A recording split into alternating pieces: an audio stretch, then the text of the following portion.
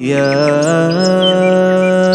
أيها الذين آمنوا كتب عليكم الصيام كما كتب على الذين من قبلكم لعلكم تتقون. السلام عليكم ورحمة الله وبركاته. أحبابي وإخواني، أسأل الله جل في علاه أن يسعدكم سعادة لا تشقون بعدها أبدا. مبارك عليكم دخول هذا الشهر العظيم. من أجل ذلك نريد أن نستغل مو أيامه ولا ساعاته ولا دقائقه، بل نريد أن نستغل ثواني رمضان، الثواني والدقائق والساعات والأيام.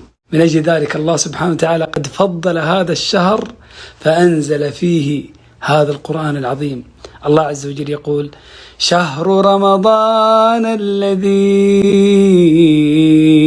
أنزل فيه القرآن هدى للناس وبينات من الهدى والفرقان. يا